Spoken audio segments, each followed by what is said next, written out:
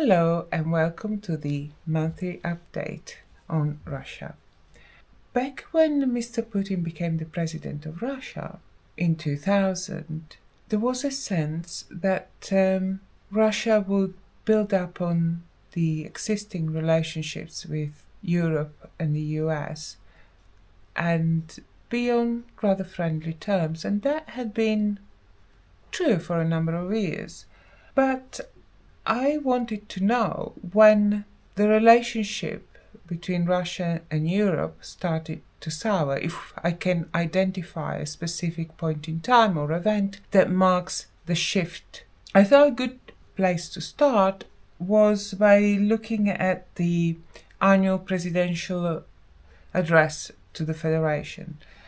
Every year, the president of Russia gives a speech. The speech is a type of where we were, where we are going speech.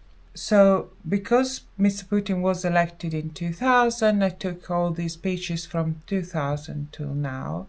The only years I've skipped are the years where there was no speech, notably 2017 and 2022.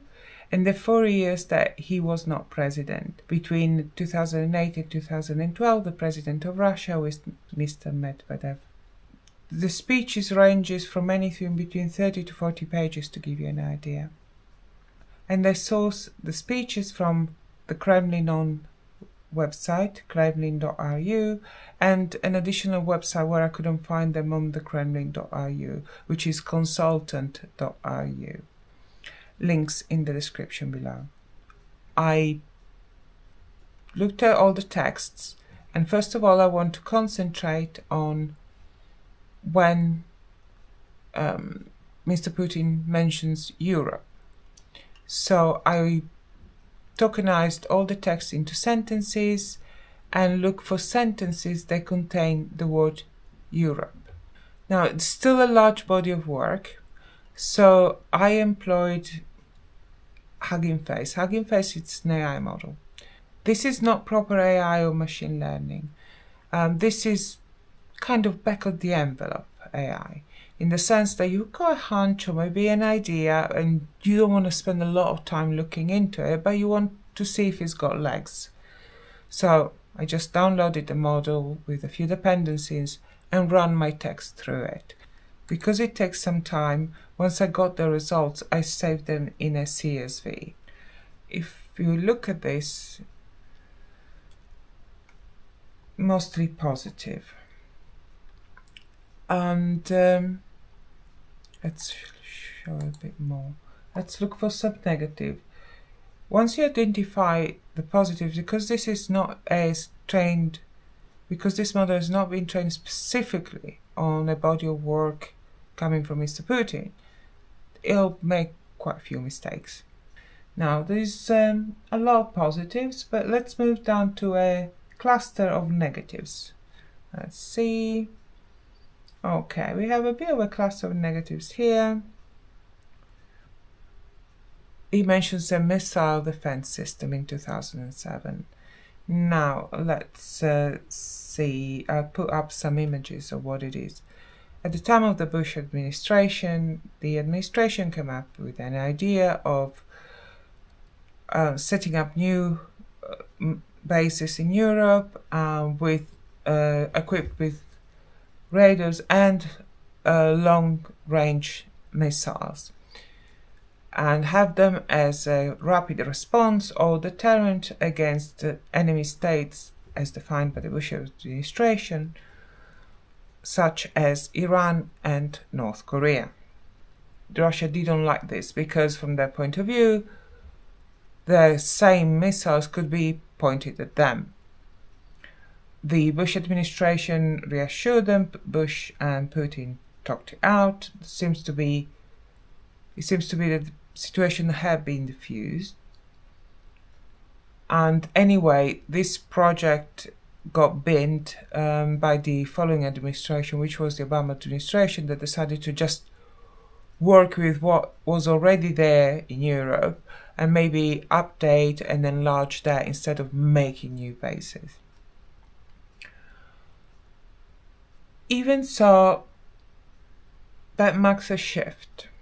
And I believe that because President Putin specifically talks about it in an interview he gave this year.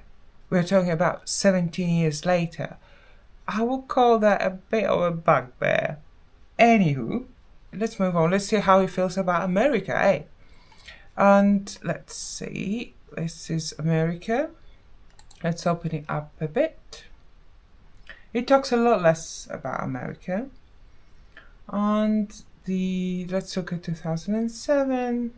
Yeah, this is because in 2007 and a few years prior there were a lot of disarmament talks, new treaties signed.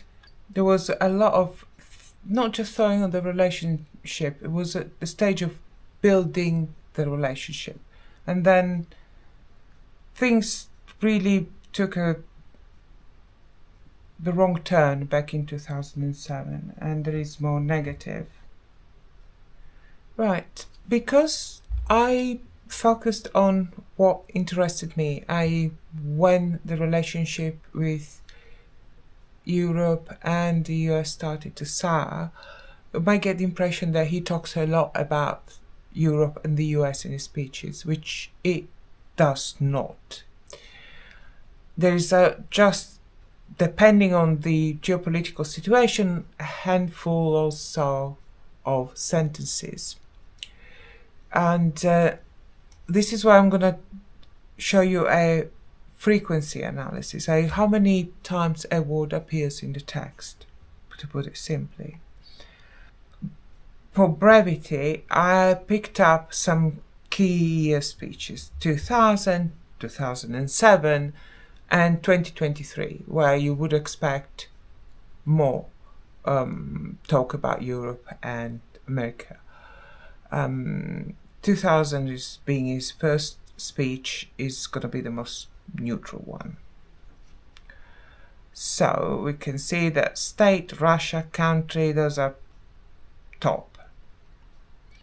And we ignore here because it's yearly speech, so we can make it a bit prettier, eh?